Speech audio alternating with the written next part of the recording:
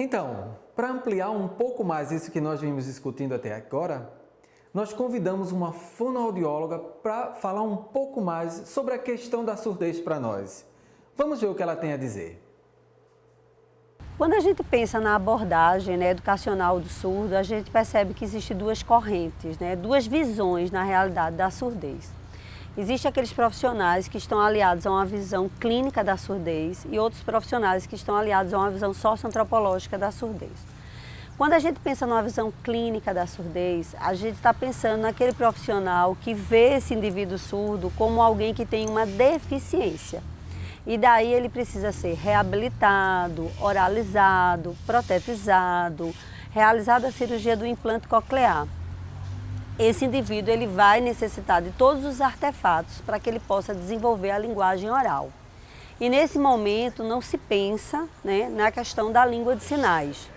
Esses profissionais que têm esse pensamento, eles acreditam que a única possibilidade educacional do surdo é a oralização. E aí que eles possam ser equiparados ao ouvinte. Já os profissionais que estão aliados a uma visão socioantropológica da surdez, eles enxergam a surdez não como uma deficiência, mas como uma diferença. E que esses indivíduos eles fazem parte de uma cultura, eles têm uma cultura. Daí a gente pensa em cultura surda, identidade surda, comunidade surda, povo surdo.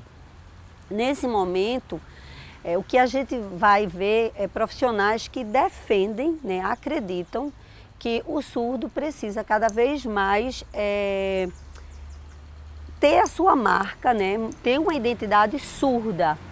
E daí a gente vai pensar em todos os artefatos culturais. Quando a gente pensa na educação do surdo voltado para uma visão socioantropológica da surdez, parte do pressuposto que a Libras é a primeira língua desse indivíduo. É a língua que vai estruturar ele, não só pensando no aspecto linguístico, mas também como um aspecto psicológico, como uma identidade mesmo. É a partir dessa língua que ele vai se desenvolver. É muito importante que o professor ele possa identificar que surdo é aquele, porque a gente pode pegar um surdo e que ele esteja inserido em diferentes culturas. Por exemplo, você pode pegar um surdo que ele foi desde criança, trabalhado para que ele seja oralizado, ele não teve contato com a comunidade surda, então ele é um surdo em que ele vai se identificar muito, ele vai ter uma identidade muito mais com o ouvinte do que com o surdo. Então é importante que o professor entenda, ele saiba que aluno é esse que ele está recebendo. Já aquela criança que ele está recebendo, que aprendeu a língua de sinais desde cedo, que teve contato com surdos, principalmente com surdos que falam língua de sinais, porque o surdo, quando ele tem contato com outros surdos que falam língua de sinais, esse surdo ele não vai estar passando só a língua, mas ele vai estar passando aspectos culturais também. Quando ele tem contato, ele tem uma forma diferente de ver o mundo. Então o professor precisa estar sensível a isso, identificar. É muito importante também que o professor se aproxime desse aluno, por exemplo, que é usuário de língua de sinais. O professor, muitas vezes, ele não vai estar falando a língua de sinais. Por quê? Porque o professor ele não pode dar aula, oralizar e ao mesmo tempo fazer a língua de sinais. Isso não é permitido, porque aí ele estaria fazendo um português sinalizado, o que não é o correto. Mas qual é a grande importância do professor saber essa língua? É que na hora em que o aluno tem uma dúvida, o ideal é que o aluno pudesse se direcionar diretamente ao professor e esse professor pudesse tirar essa dúvida, inclusive através da língua de sinais. Por quê? Porque o professor é que sabe qual é a estratégia para ensinar aquilo ali. Então, digamos, ele explicou um conteúdo, o aluno não entendeu. Então, o que acontece quando um aluno faz uma pergunta para a gente, A gente, enquanto professor, a gente vai pensar, como é que eu posso reformular a frase? Que tipo de exemplo eu posso dar? Eu vou escrever alguma coisa no quadro, eu vou usar algo concreto. Então, quem está preparado para pensar nessas estratégias é o professor, não o intérprete.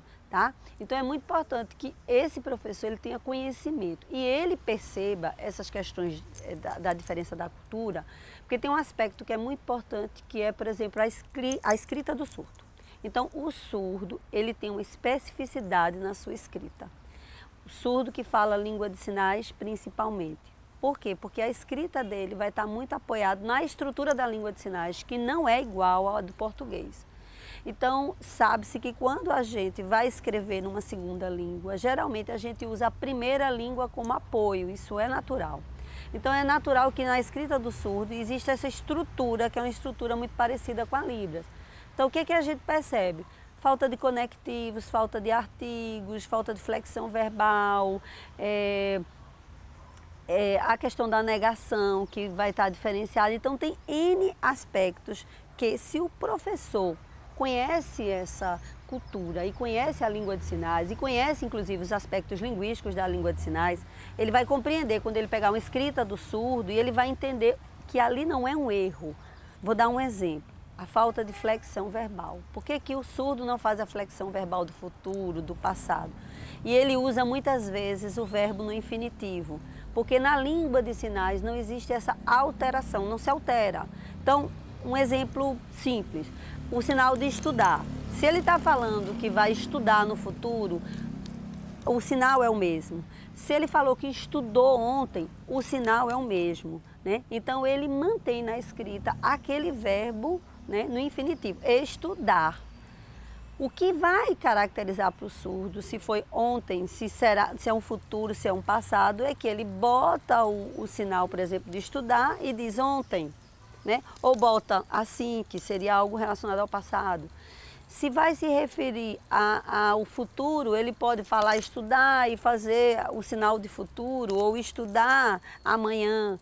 Então, isso mas entenda que o verbo, né, o sinal de estudar, ele permanece igual. Então, ele tem essa dificuldade de compreender que na escrita ele vai ter que flexionar esse verbo também. Se ele não flexiona, se ele não modifica no sinal, como é que ele vai modificar na escrita? Então, professor, professora, percebeu como é muito importante nós ouvirmos os profissionais especialistas no que nós estamos estudando? Assim nós vamos compreender um pouco mais sobre a surdez e vamos aprofundar um pouco mais o nosso aprendizado. É muito importante que possamos ouvir esses profissionais que colaboram conosco no sentido de construirmos um aprendizado e assim entendermos melhor sobre o surdo e sobre a Libras. Bons estudos para vocês!